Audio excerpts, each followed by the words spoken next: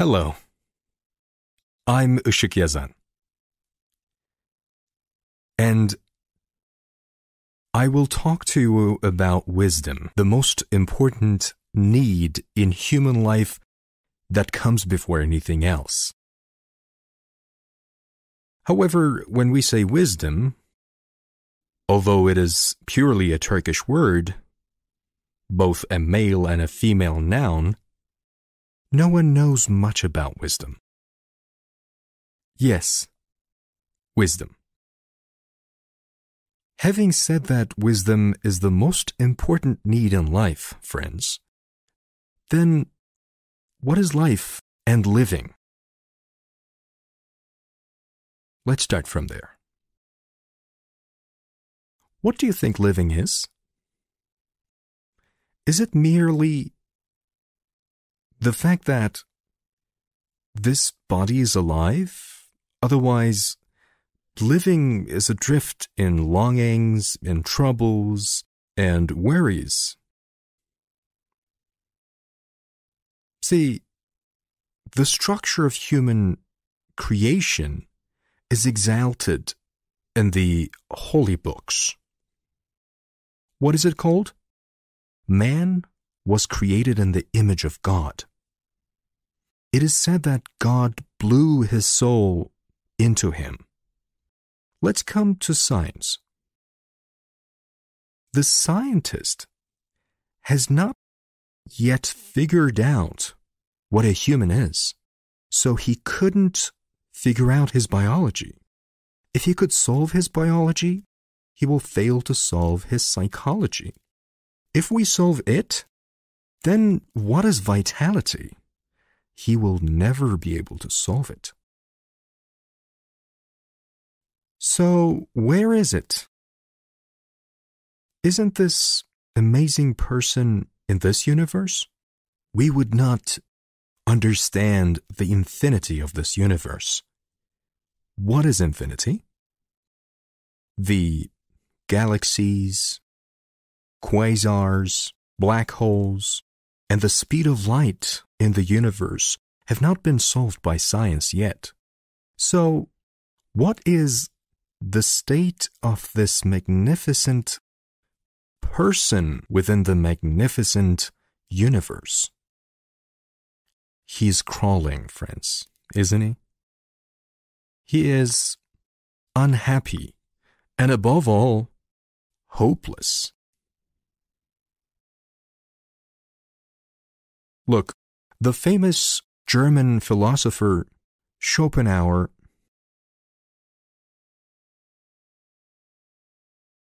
philosophers generally do not believe in God, but he said, if there was a question of talking about a creator, I would like to ask that creator, did you break the silence of that absence, the silence of nothingness, for the sake of this misery? I would like to say you that you can never brag about the work you've created. Yes, then the most important question should be, friends, what is the meaning of this life? See, a 35-year-old young man asked this highly significant questions a lot in 2014, the meaning of life.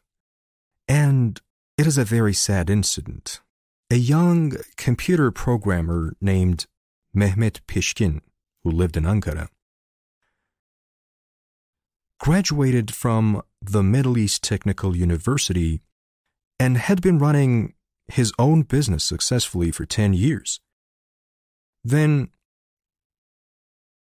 started questioning the meaning of life.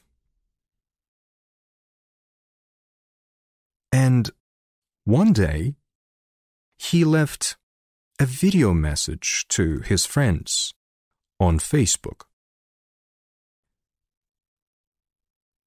He says, "My dear friends, that I have begun to question the meaning of life in this life.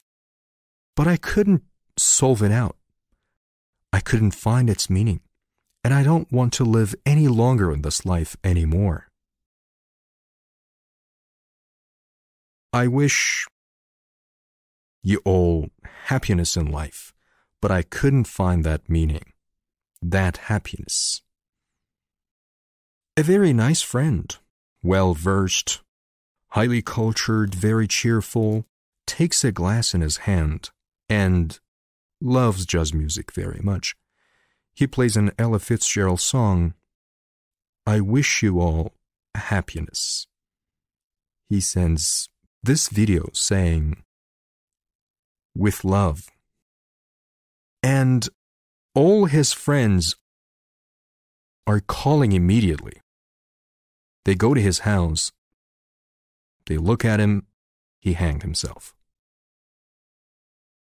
Please do not forget this name. Please look up the name Mehmet Pishkin on YouTube and the video he left, friends. Yes, what is the meaning of this life? Why is man in this world? To work as a contractor? Or to practice his profession? Why? Also, if we don't know what it means to be successful in this life, on what criteria will we base success? Now, open the internet, search for the most successful people in the world in Turkish or English. You usually come across people who have earned the highest amount of money. But when you delve into those lives, when you deeply search, they always have lives full of wrath. You will see it. Friends, what makes this life worth living? In that sense, what is the meaning without which this life is meaningless, a burden to us, and just a life to be endured? That meaning itself is happiness, friends. If there's no happiness in life, this life turns into a burden. It becomes a burden and you bear it. Here, the wisdom is what makes you soar from happiness with no apparent change in your life, and the awareness that makes it possible. It is the realization of experiencing of higher truths. It is just being equipped for achieving awareness, wisdom, and arbitrary bliss. It is a truth that is being, it is a truth that you are aware of and you experience. Wisdom and arbitrary bliss, felt, experienced, and never lost again, is the most important thing, so much so that its absence makes people use violence in many instances, just enough to drive people to suicide, as in Mehmet Pishkin's case that I've just mentioned. The difference between happiness and unhappiness. Yes. Do you think there's anything more important? Being happy. And the most interesting thing is that, friends, they do not know what wisdom is. They do not know what happiness is.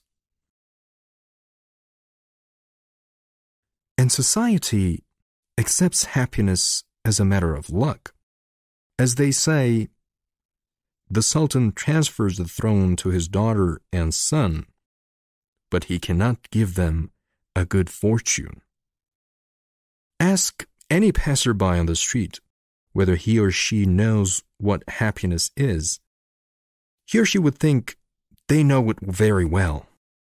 In other words, ordinary people think that they have everything that will give them amusement and pleasure, and they will experience amusement in the realm of senses, being rich and wealthy, and that this is happiness.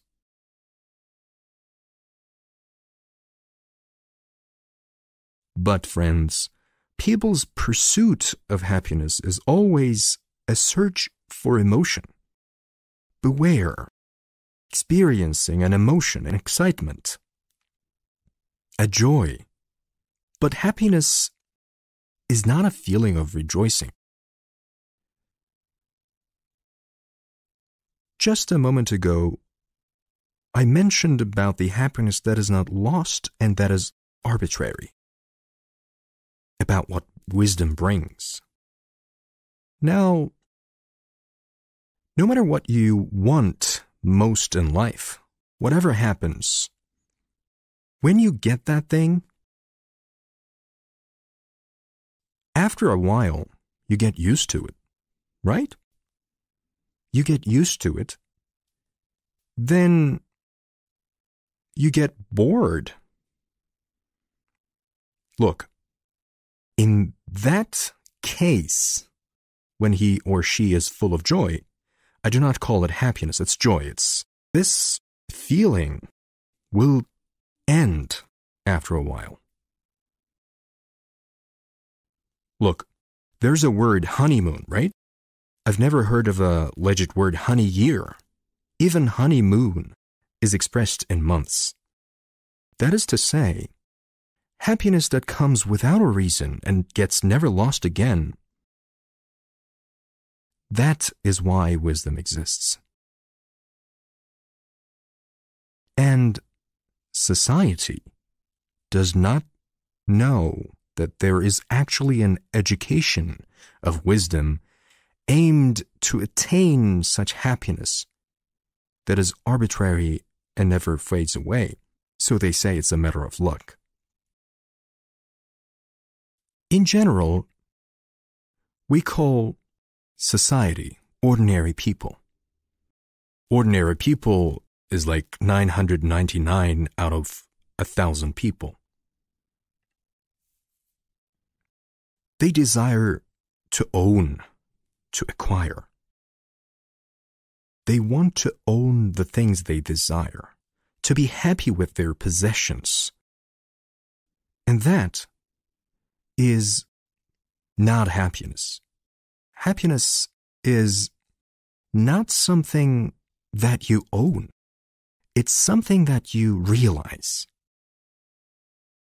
Do you have an ever-increasing and arbitrary happiness in you after such a realization? Yes. That's called wisdom. And that thing exists for thousands of years.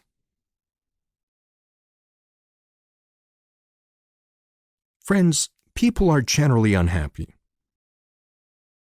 Being human means being unhappy. Human beings are obliged to be unhappy by nature. On the other hand, that unhappiness is their driving force, because a person cannot stay in a constant state of unhappiness. That unhappiness stings, it irritates them, it scratches. And this driving force of unhappiness is what will make people look for and find that arbitrary happiness. As we said, people are generally unhappy. Now, there is a very important psychologist, an academician, Abraham Maslow. Abraham Maslow is not like other ordinary psychologists or psychiatrists. He says, we are trying to heal people with mental illnesses and turn them into normal unhappy people. However, there are so many peak beings in the world living in eternal joy, though very few in number, whose happiness does not disappear. What kind of psychology is the case here? Abraham Maslow has a book, Peak Experiences, translated into Turkish as well. So friends, if these peak beings didn't exist, we have a lot of them in the Anatolia region as well. If those peak beings didn't exist, we would consider this jostling humanity as human. But after we know those peak beings and see their heights like those high mountain peaks, you see that even the people you highly regard are small mounts, right? Yes. What did we say? No matter what a person achieves, after a while, he or she gets used to it, then gets bored, and then he or she gets bored, and a new excitement, a new desire ensues. Why? Because of the need for happiness. So he or she needs for happiness to bring something that will make his or her life enjoyable again. Because people get bored, but animal does not get tired. Look, a sheep eats the same grass every day with the same appetite, so you wouldn't find a gourmet sheep. Likewise, carnivores cannot really get enough of that bloody meat every day with the same appetite.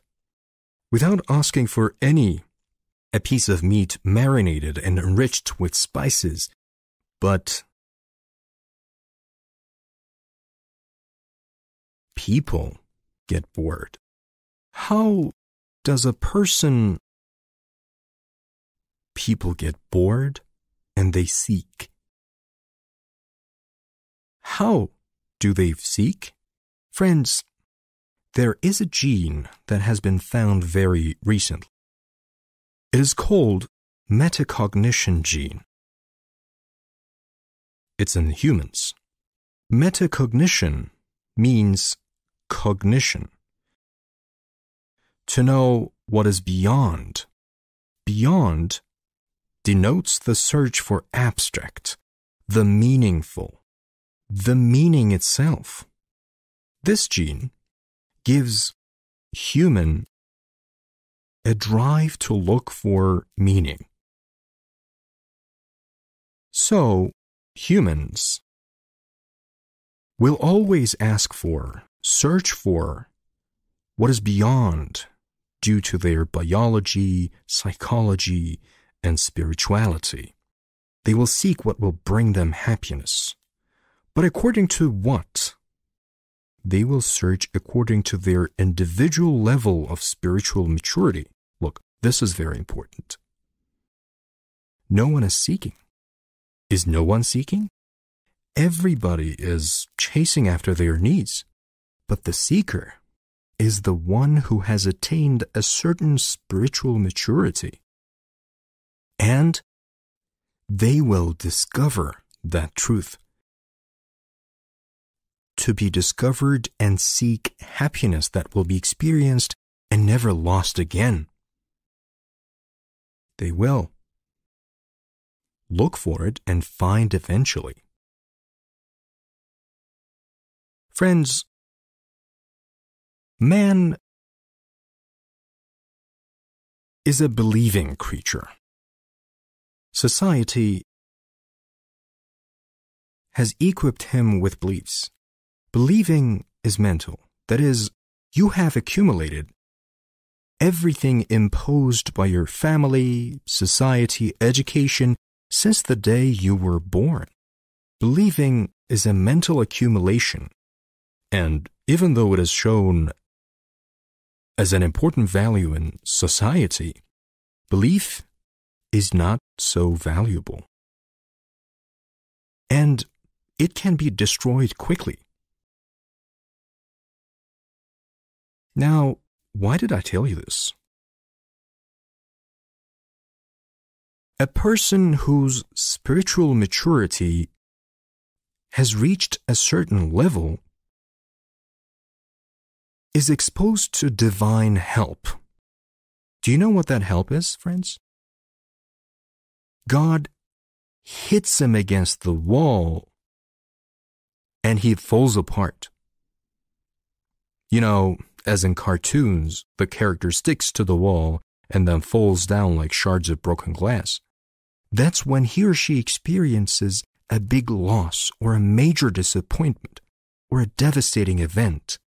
His or her mental loss or a major disappointment or a devastating event, his or her mental accumulation and belief is shattered, friends, because it has been imposed on him or her. It's been said that God is just, God protects and preserves you. The person who experienced such devastation loses his faith, stops believing in God, and starts swearing and says, if there is a God, damn his justice and all. And why did we call this slap, hit, a God's grace? Because it is not obvious at first that it is a help. And the person starts questioning the life. What is it? What is the meaning of this life? What is the suffering? What is the meaning of this life in general? Here, friends, the person who has asked this question is asking the most important question in life without even realizing. What is the meaning of this life? On the other hand, the divine plan that makes a person ask the question by striking a blow will bring her or him before the teacher who will answer the very same question. There's a very important expression in wisdom. When the student is ready, the teacher shows up.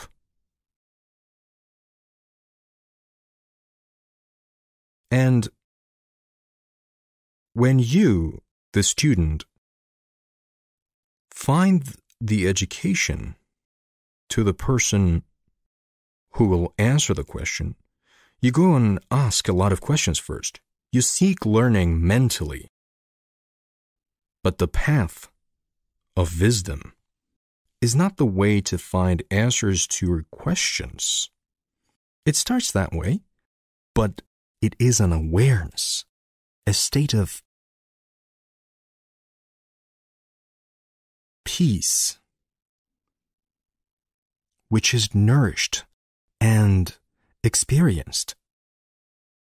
That's why we said that when the student is ready, the teacher will show up. We named him or her as the teacher, but essentially, the qualification of the wisdom teacher is not teaching. That's why he is called a murshid. And it is said, especially today, the teacher is the one who transfers the known to you, what he knows in his mind to your mind, by which means language. Language is suitable for the known. However, it is said that there's no master without a guide. Today, there may not be a need for a teacher. You can inform yourself with the correspondent method from the information sources spreading from everywhere on the internet. But it is said that wisdom, that happiness, with no apparent reasons, cannot be acquired without a guide. Because the guide is not someone who knows, but lives. So, let's say I'm flying from happiness.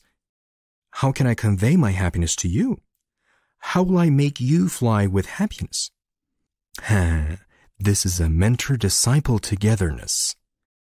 And the way the mentor makes the disciple realize those higher truths intuitively, feel, and live them. For this, it is not a job to be done through the answers to the questions in a language.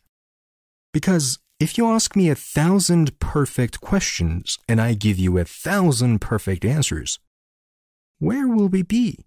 We will be still confined in the mind. You cannot be happy with what you know mentally. Happiness is not a matter of mental knowing. Look, erudition is not a matter of knowing. In addition, one cannot be wise with intellectual knowledge through acquisition of knowledge. One cannot be wise by reading a book and reading a spiritual book. There is an education in wisdom, of course, but this is a very different education. And this education, this wisdom, teaching, this different education, master and disciple education, changes you gradually, changes you, and eventually transforms you. Transformation is to begin to experience that wonderful happiness which is irreversible, that cannot be lost. And the symbol of this transformation, this wisdom, is caterpillar, friends. You must have heard. The transformation, the change, we call it metamorphosis. You know, caterpillar is subject to gravity while walking on tree branches like this. Sometimes when the wind blows, it may hoop and fall to the ground. But when it reaches a certain stage of growth, that tiny maggot becomes the size of my finger, then spins a cocoon for itself, and undergoes a transformation inside its cocoon. After coming out of the cocoon, it's a completely different language. It is no longer subject to gravity. It does not fall. It flies away. There is nothing left of that caterpillar and the butterfly. Therefore, when a person transforms, that person has passed from the old consciousness of humanity to a different consciousness of wisdom.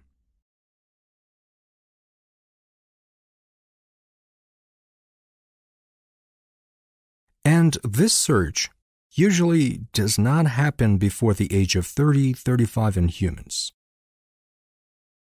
So, it happens. Why? Because there have been many different children for a long time. The indigo children.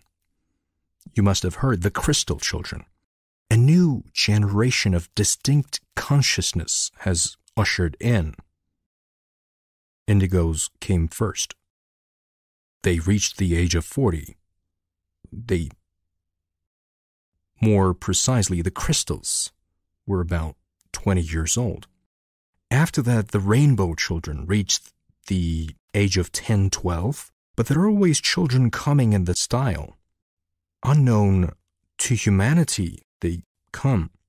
Even their education and their nutrition are different, so their pedagogy is different. Their pediatrics is different. So I have been given these trainings for about 32 years, my friends. And that is the way it used to be. People who were over 35 years old and reached their 70s would come. Now, young people at the age of 19 come. So these are the new children I'm talking about. And I would like to tell you, in one of my experiences, the reason the transformation does not happen before the age of 35. Look, there's a private university, Aydın University, in the Florya district of Istanbul. 7-8 years ago, I received a request from the university, and this university had 18,000 students. Now, it should be 25,000. They said, we want to create a wisdom department. It's a place that they can give trainings to people, to their students, and also the people who come from outside. It's such a place, the university. They said, we want to create a wisdom department. Can you train us here? How wonderful it is to be able to give or offer a wisdom awareness to those young people at the beginning of their lives. You know, I had question marks in my mind, but I accepted immediately. And I had a troublesome way to go as well. I live in Üsküdar, so I took on 4 vehicles to get there. All the students were informed via email. A date was set to hold an introductory promotional work, as we are doing now. They made posters, the university hung them on the walls, etc. That day came, and do you know what I encountered when I went to the promotional work on that day? There was not a single young person from the university in the hall. The audience was entirely consisted of people over the age of 35 who came from the outside. So that was the question mark in my head. I anticipated it. Why? Now, think about students who studies at the university and trained in various professions, each one of them that I should finish the school, get my profession, then find my job, find my wife, reach a certain income, then somehow happiness will automatically come to me. And friends, you know, males think that they serve in the military, establish their job, and find their spouse, and the happiness that they're expecting automatically to come doesn't show up, so they reach the age of 35. After that, the search begins, the questioning begins. Because, you know, happiness does not come with a certain amount of money, a regular work you establish. We said that they are the ones who are aware. Look, if happiness came with what you have, the most important seeker of happiness and the most important chapter of world history would not have been pursuing it in the first place. Do you know who he was? 2,500 years ago, Gautama Buddha, son of the king of India, 29 years old, had such a high standard in the palace that the possibilities were extremely wide. He had 3 palaces, including a winter palace, a summer palace, and a palace to reside during the Indian monsoon. That's a different place. In his harem, he had the most beautiful girls of the land. And this young boy escaped from the palace one night to seek happiness, being afraid that his father would ever allow. And 6 years after the age of 29, at the age of 35, he reached that phenomenon called enlightenment and went through that transformation. So, it's not a matter of possession. It does not come from possibilities. It is not something that comes through learning, a mental acquisition of knowledge. There is it's not. There is no mental happiness, guys. See, Sigmund Freud, an expert of the mind who worked on thousands of people in a 40-year period, said that at the point he reached after 40 years, the human mind cannot be happy. No matter what the mind learns and knows, it is not the mind's business. Look, this body, this brain, is a computer. The brain is the software. If the body is the hardware, let's use the computer language here a little bit. If the brain is software, the program inside the mind is the software. But remember that computer is used by a consciousness. The brain is used by consciousness as well. Consciousness means awareness, which means you, the abstract. You are an awareness. A strange expression that is nowhere to be found, right? So that is the abstract. You are equality, aware and happy. Never mind, let's not go any deeper in there. Now, we have 34 lessons in this education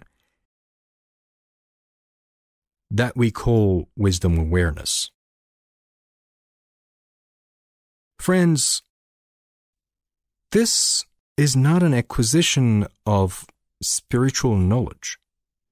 Today, for the last 50 years, there have been centers, books of spiritual knowledge increase in the world.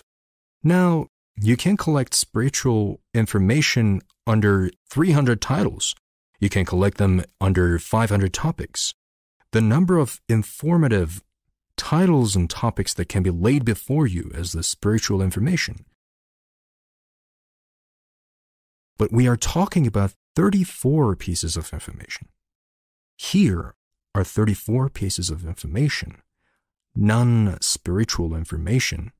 These are the key information that opens the awareness of wisdom. In other words, unless that key information is included in those 500 titles or topics, nothing makes any difference. However, knowing, learning, reading, and all that actually is about. However, during the wisdom training, in the, 4th or 5th lessons, your peace of mind will begin to increase. As you go on, external events will no longer affect you, and you will begin to change. And after these 34 studies, we have another 27 studies that I call mastery. But the wisdom study is the basis of mastery. And within these 34 studies, friends, we learn many things. We will be considered unsuccessful. You will not learn many things. Even after a work is finished, that work will cause many awakenings in you. But if they ask you the next day, what did you do? You will not be able to express what you did. But that awareness, those awarenesses will feed you. Those accumulations will increase gradually. They will change and transform you. However, there's an important point here, that wisdom cannot be reduced to human happiness only. Now, we're talking about happiness, one of the most important needs of human in their lives. But wisdom is the exaltation of human. What does exaltation mean? What does it mean? Becoming a needless person. Look, let me tell you this first. Your shortcomings, your basic shortcomings, have nothing to do with what you don't know, but what you know is the problem. These are the key information about life. You think you know, this life, aren't they? If you tell a person you will realize, what will we realize? After this age, we know what the world is, what life is. What will we realize now? Now, people never know those high truths, friends. Let me give you a few examples. So, we can't really go in very deep in this introduction video. Even those people who have been chasing spiritual information for years, where does the wisdom begin? It begins by discovering the destiny secret. What does that mean? Does a person have a destiny, an unchangeable destiny? Now, destiny is such a secret information that, throughout history, people have been divided into two groups. The first group believes in destiny, and the second questions it. Says, don't be ridiculous, and can't I do whatever I want? Don't you believe in God's word? Don't be ridiculous, can't I do whatever I want? Now, these two groups have clashed with each other whether there is destiny or not. However, wisdom begins when you become aware of the secret that the mind cannot solve if it exists or not. But where does this information exist? In which book can it be found? Which servant of God can tell you about it? Now, after this awareness of destiny, a peace called surrender begins, and there comes peace. Another key piece of information is on supreme laws, on which we have a lesson. What are these supreme laws like? Look, friends, what are the simplest divine laws? They are the laws of physics, aren't they?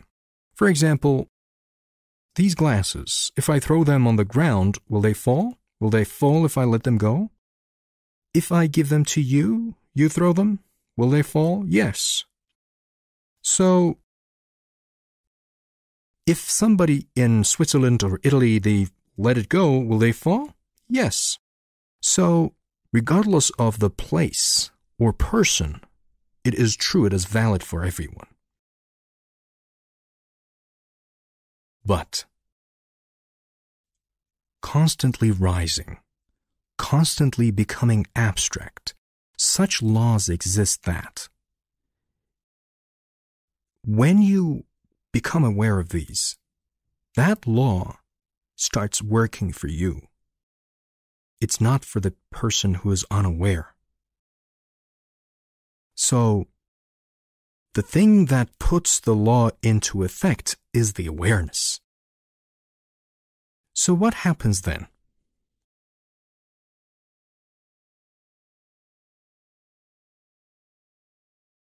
You imagine something you need, and it suddenly appears in your life.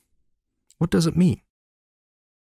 You need something, and that thing comes to you without any effort. Is there such a ridiculous thing? Yes, it's not a fantastic event. Look, I mentioned that I've been offering these studies for 32 years.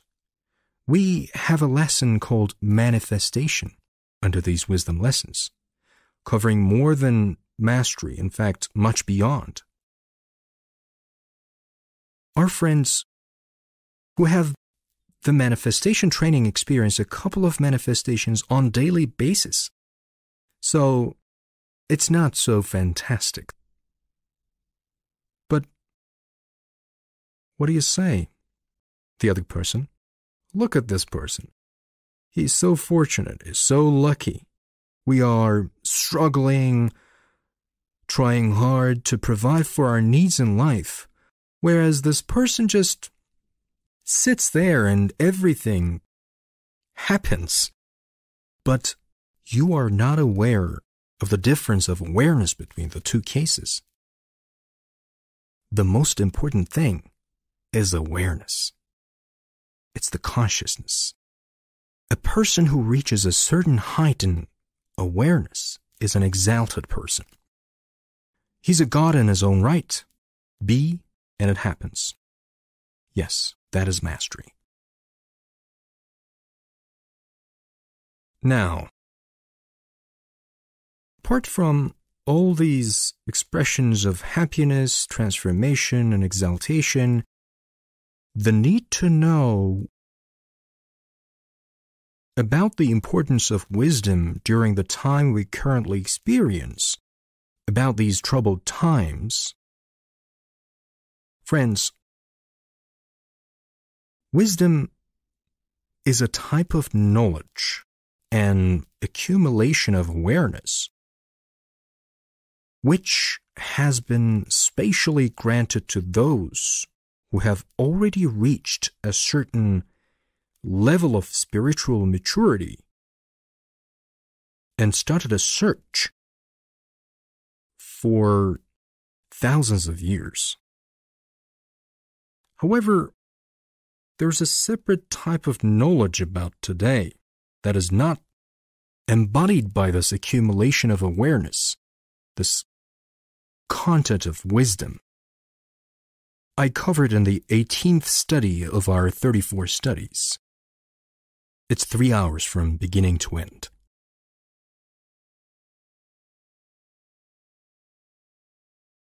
For all those 32 years I've been offering this study,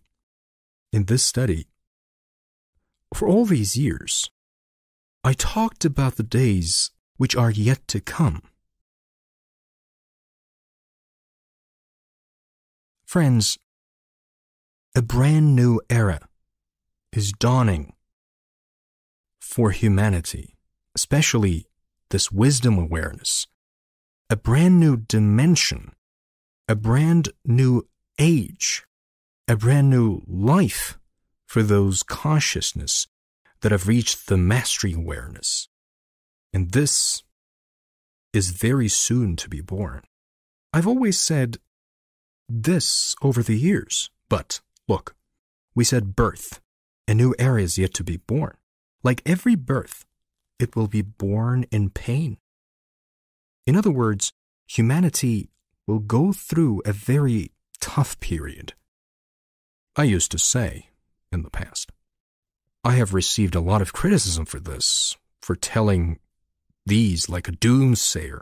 But in a childbirth, do we focus on labor pains or the baby to be born like a ball of light? It depends on what you're looking at. So you don't focus on the pain of this job when you focus on the newborn, the brand new one. It's not doomsaying anymore. I've been telling this for years. But now we are going through it. It's been 2 years since its beginning. It's running onto us like train cars, from one calamity to another. But there's a need for a certain awareness that will enable us to be spectators only without being affected by them at all, and an awareness thanks to which We can watch what is going on without losing our peace of mind, the happiness and serenity. Because chaos is basically not knowing what's going on. But if you know what's going on, you know, that a child is about to be born from these pains.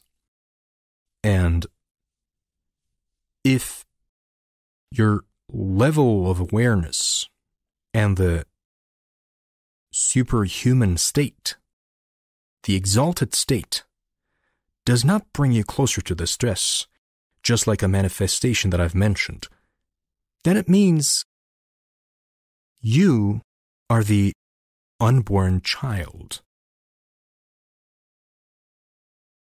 Now, saying the events that are rolling onto us, when were they first mentioned? They were described in the holy books thousands of years ago. They were also reported drawing on form spiritual knowledge. Nowadays, they are stated in scientific terms. In our 18th lesson I explained, we explain them based on the oldest religious sources, spiritual knowledge, and especially in scientific terms in the 18th lesson. Now, I want to give you some information on what I call here, spiritual knowledge. What is spiritual knowledge?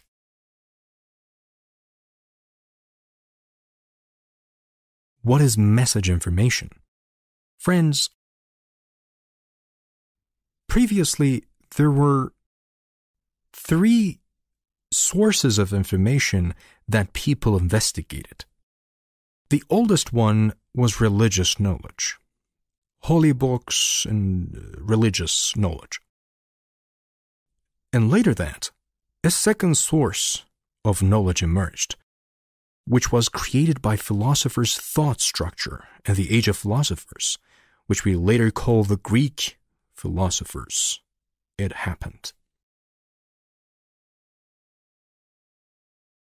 Then each philosopher focused on a different field. Some focused on nature, some others chose medicine, astronomy, or mathematics. Science was born. It constituted the most important and reliable source of information for human beings. So what was the oldest source of information? Religion, then philosophy, then science. In 1848, that is, in the middle of the 19th century, a working-class family arrive in the town and settle in a house in the U.S. near New York. This place is called Hydesville. This family arrive in the town, settle in a house. The father works until late every day, a mother and 3 daughters. Their last name is Fox. And these 3 girls are called Fox sisters. The house they live in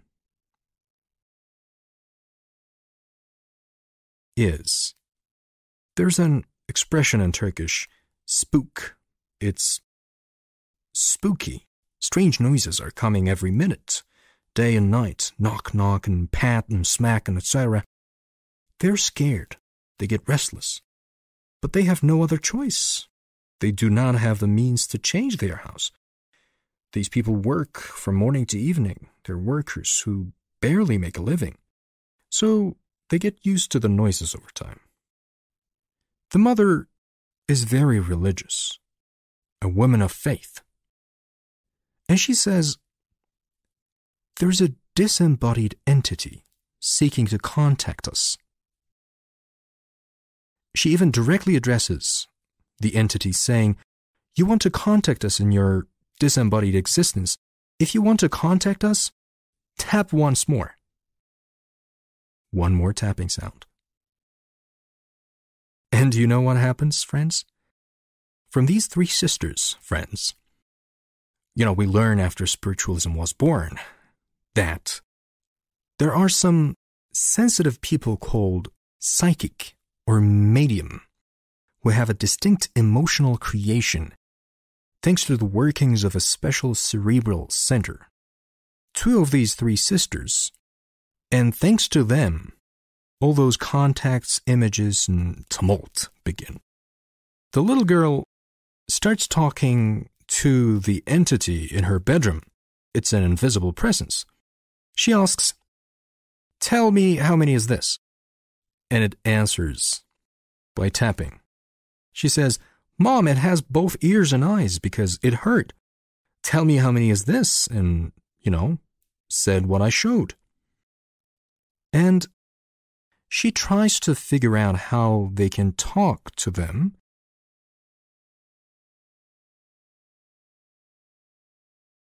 So they start in such a primitive way as tap for once for the letter A, tap twice for B, and of course, she doesn't know what to do when they reach Z. Anyway, a communication between them begins with an alphabet. Then the being says, "I used to stay in this house before you moved." The bandits came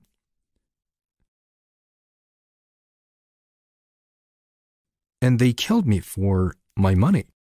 They took my money and they buried me in the south corner of the basement. It is a 2-story house with a basement as well. When the woman finds out, when she gets this information, she waits for her husband. When he turns back home in the evening,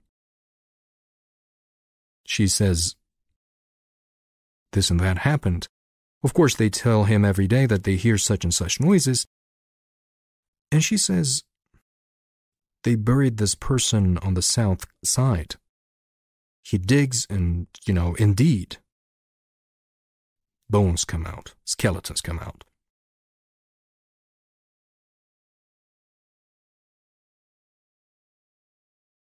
And let me tell you, it is a very enjoyable story. After the incident is heard, and the two sisters start to make groups of people communicate with their dead relatives in the halls, everyone is astonished. Even the church is very disturbed by this event. They are very worried. There are more people who fill the halls than those who frequent the church. Friends, it is a spiritual messaging event. Those messages form humanity's fourth source of knowledge, spiritual information. And it does not remain limited to similar events in America, of course, but spreads to England and from there to France. The England adventure is also interesting. In England, there's a scientist ranked Sir William Crookes. He makes a balloon from glass. They call it the Crookes balloon. He empties the air, some electrical phenomena, etc., has books and other things. He challenges, "Okay, let them come here and I will build an apparatus and see if that psychic can set him right." He makes the apparatus and it writes. The man is shocked. He says, "Probably you've made a mistake." He improves the apparatus and it still writes. And then he gives up. And this Sir William Crookes is a scientist who has greatly contributed to spiritualism. From there to France, Allan Kardec, a French researcher, almost creates the constitution of spiritual realm. See, the word reincarnation is derived from carnation être in French, meaning entering the flesh. Repeat, reincarnation is French. Whereas in our works you will see that the consciousness of human existence does not enter into this body. But at first, it is expressed as reincarnation, incarnation, entering the body again. But now, it's not. Now, this science, this source of information, emerges as the fourth source of knowledge.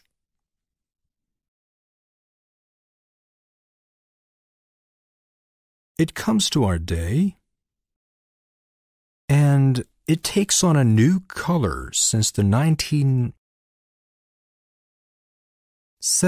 and 80s, this spiritual knowledge.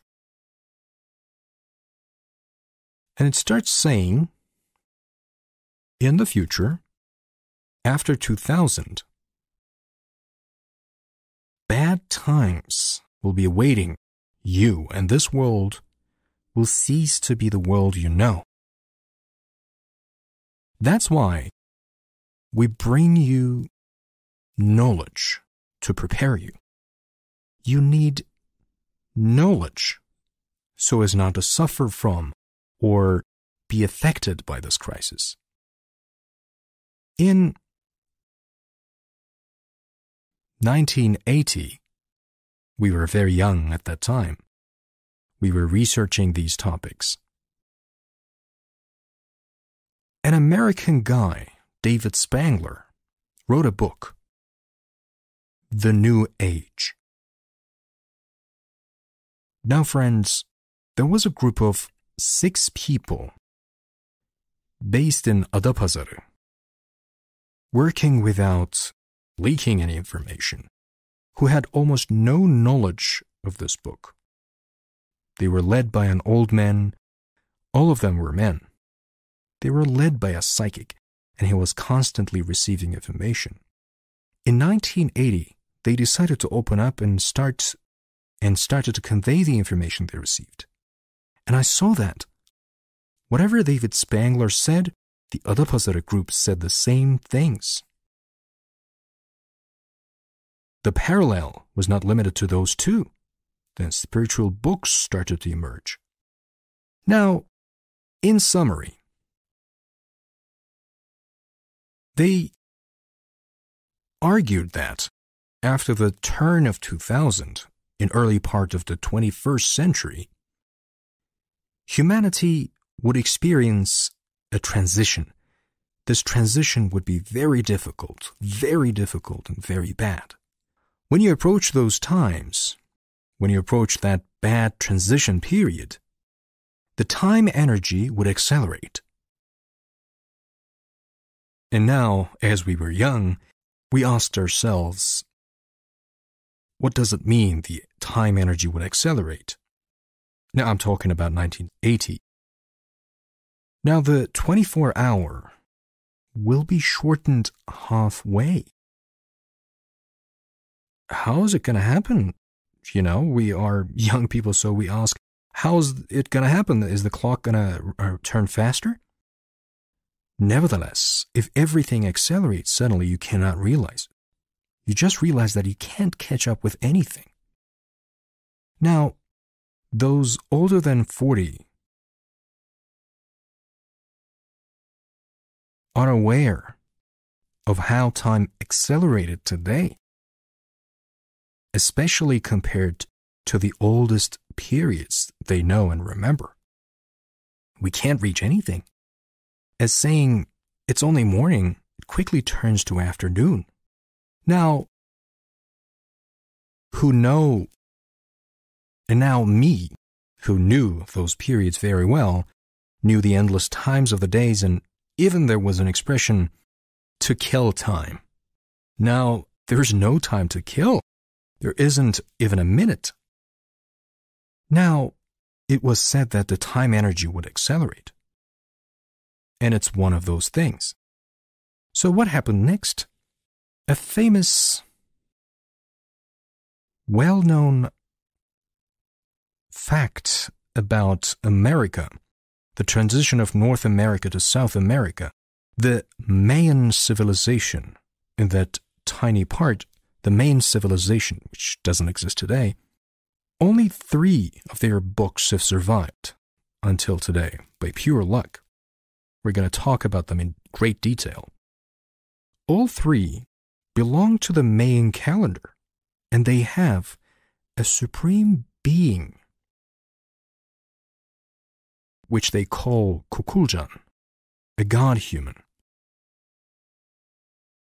called Chichen Itza. There's another supreme being who goes from Atlantis to Egypt, Hermes.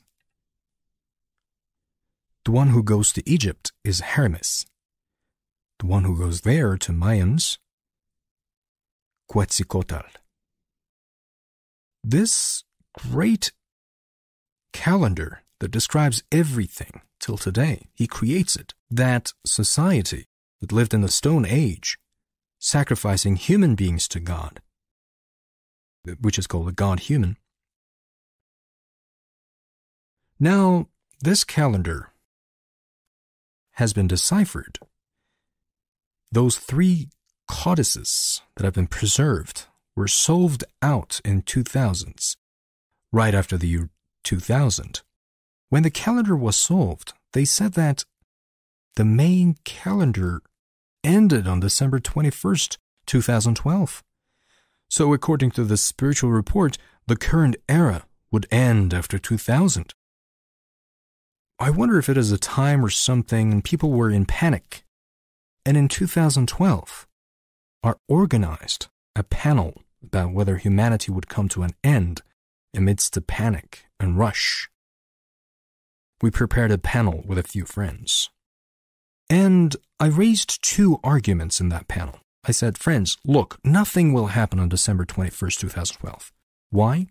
Because I have two arguments and reasons. One of them is related to an Irish bishop who lived in 1100s, just like Mevlana's, could be an elder brother to Mevlana. He's called Saint Malachy. Saint Malachy. Please search him on the internet as well. He is known as Saint Malachy. He's known as Saint. The man has visions. He has clairvoyance telling what will happen, and everything he says happens. He goes from Ireland to Vatican because of a reason. Maybe he's invited. Something important.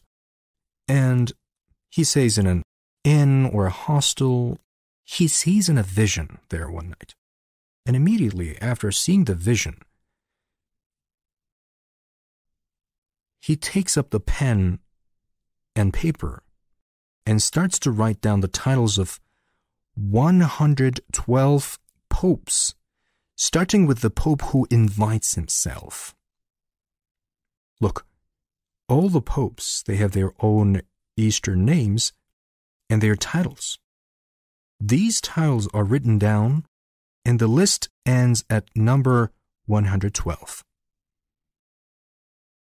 He rolls it up and carries it like a very important document, prints it, and presents it to the Pope.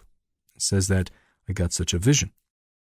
And of course, Vatican takes it and stores it in the archives, in the Vatican archives, without sharing anything with the public. And it turns up in the 1500s, the 16th century, for the first time. And it starts to be mentioned everywhere. A new era is coming, particularly in this last period. It has been well discussed by a journalist most recently. The gist of the story is that the papacy ends after the post is held by the 112 names on the list. What do you mean papacy is over? Is it the end of the popes? Christianity is over? Or is it the end of the world? An understanding revolving around the number 112 became rampant to the extent that people started calling the Pope the Doomsday Pope because it would end there. My friends, in that panel I said, nothing's gonna happen. Pope 111 is sitting there, 112 is not passed, so nothing's going to happen. And my second argument was based on the works of Dr. Bedri Ruhselman, who made significant contributions to Turkish spiritualism. You know, his medical education as spiritualism was spreading from England to France. Following his enthusiasm, he went to Meisterschule, or Virtuoso School, in Prague, the capital city of Czechoslovakia at the time. While he was studying violin there, he learned it from its main source in Europe, and he developed a keen interest. And after returning from Prague and completing his medical education, he became Turkey's doyen spiritual teacher. In 1946, he presented a spiritual knowledge for the first time with his 3-volume book, Spirit and the Universe. And he presented a knowledge for the first time in the spiritual universe. I don't want to go any deeper into the book. And I said, in Bedri Ruhselman's book, he wrote 5 books in his lifetime. First of all, after the 3-volume Spirit and the Universe, after these 5 books, a special kind of knowledge began to flow to Bedri Ruhselman in the last years of his life, in 1958. And he was astonished despite all his years of mastery. It was committed to writing between 1958 and 59, in 8 months. And while we thought it would be published, he said, no, it will not be published now, but in the future, at a time when humanity will need such kind of information even more.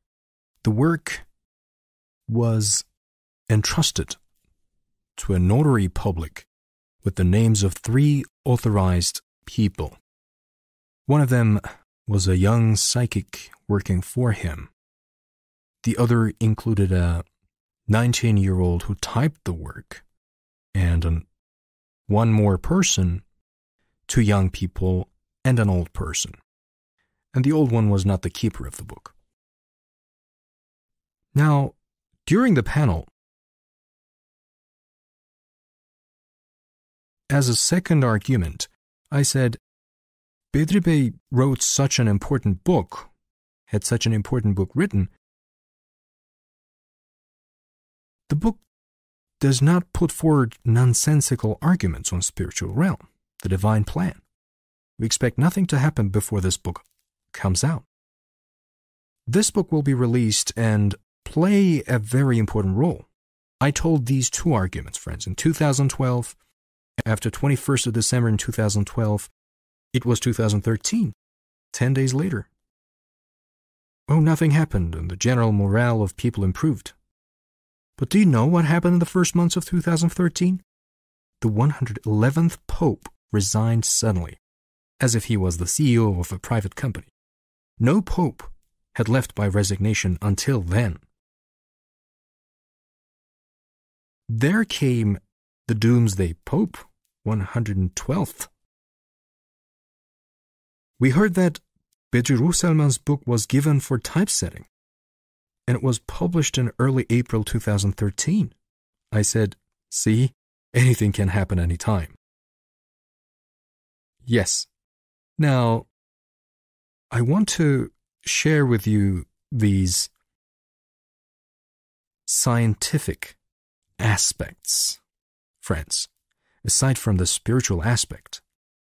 The book that Bedri Ruhselman left, that spiritual knowledge, when that book came out, we saw that it included detailed descriptions of what we call the transitionary troubles of the new age. The book is not limited to that, of course. It contains very important spiritual information, but 1/3 of the book is full of descriptions, similar to the knowledge we give. Look at Bedri Ruhselman's book. There's not a second book that was left at the notary for 54 years. and then came out when humanity needs it most? There is none. None in the world. And this special book tells the same things. Now, let's touch upon the scientific aspect.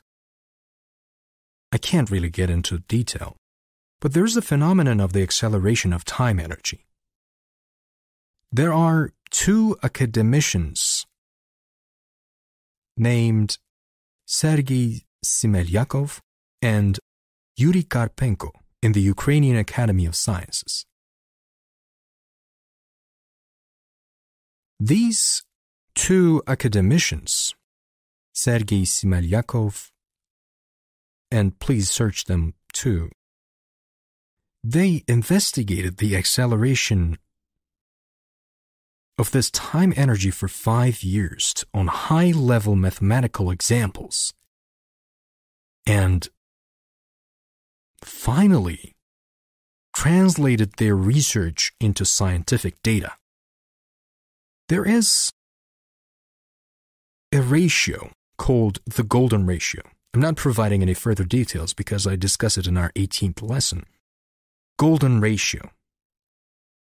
It's 1618. It's called a Fibonacci rate constant.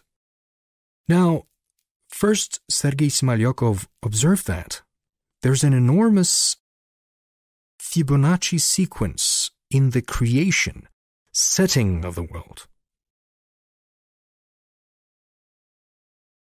Everything is connected to it. It has a spiral. There's a spiral drawn for that golden ratio. Look, this spiral is something like this.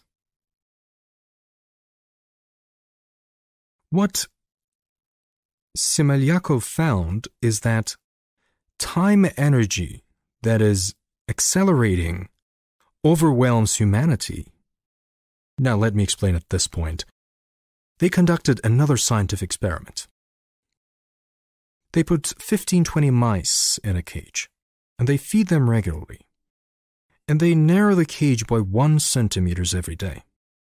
Friends, 1 centimeter and 1 more centimeter, and animals lead their normal lives.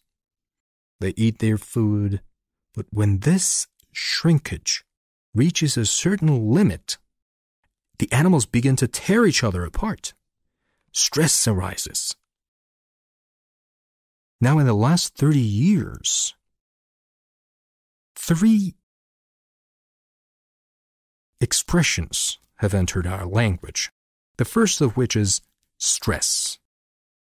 I saw it in a book 30 years ago. The book had a red cover, and it said stress on top of it. And I found it very curious, so I read it. 10 years passed, I saw anxiety, which means stress being permanent now. Another 10 years passed, and it's depression. The depression driving many people to frenzy in contemporary society can be compared to the condition the mice are subjected to. Now, in other words, as time energy shrinks, you rush to get the money you need, work more in less time. You cannot find time to rest, and because of being exposed to a lot of troubles and not finding time for anything at all, because of these,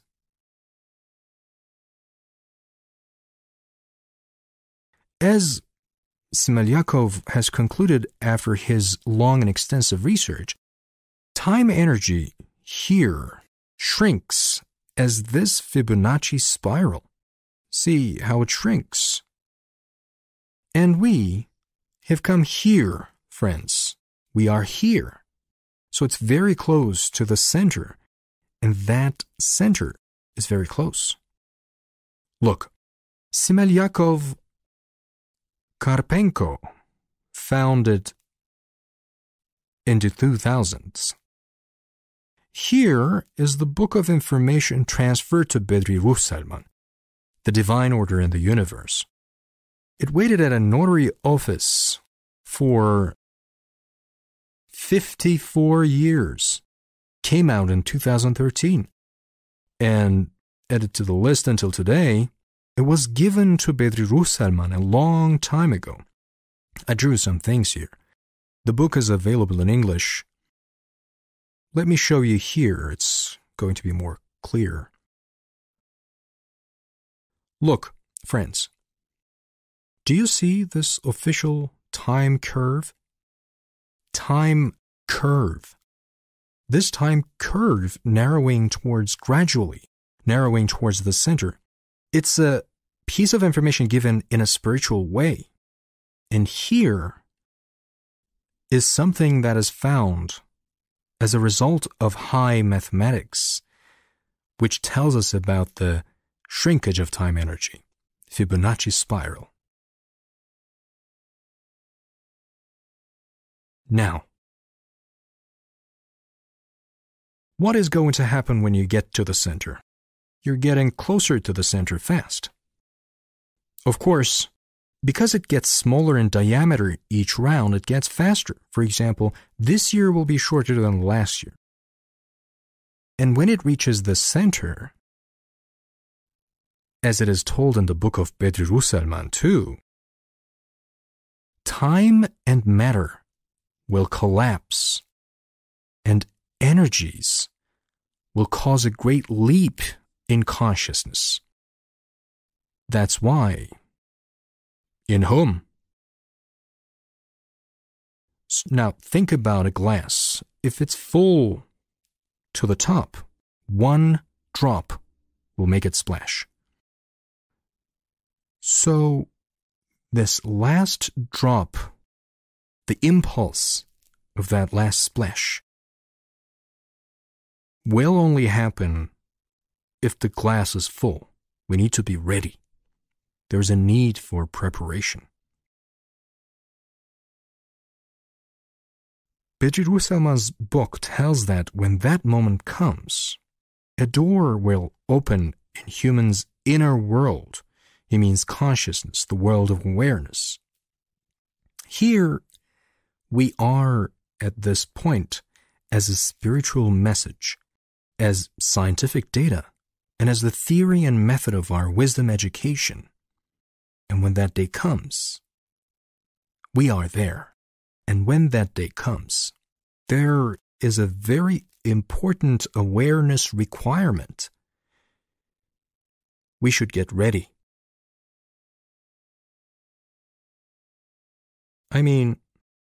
So wisdom education has this very important awareness necessity when we come to the last days of this time acceleration situation. And for this, there needs to be a preparation, friends.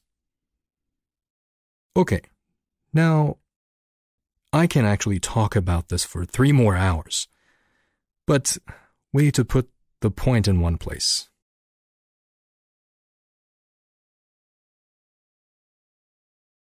And I would like to give you an example. Friends, in consideration of today's scientific and technological development, one can find a very extraordinary device, a tool, on the market any moment, right? A new device can come out and, it makes an extraordinary contribution to your life. You will be amazed.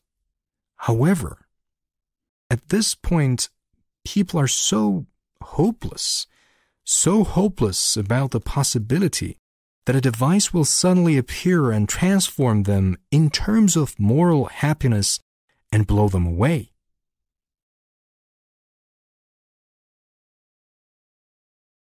There are times which are the most important times in a person's life, and they present the greatest opportunity. And it is unexpected. It suddenly appears and pulls you out of yourself. It's not a work of the mind. It's not a mental pull. It is intuitive. So, if my statements in the wisdom presentation today have aroused an excitement in you while listening to me, if my words have sounded true to you, or even caused enthusiasm in you, if there is even a single person who has felt a pull to my call to the wisdom school education, we may assume that I have delivered the talk only for that one person. And it will be a gospel for that person's transformation. Thank you all for your participation and time. Thank you very much. Goodbye.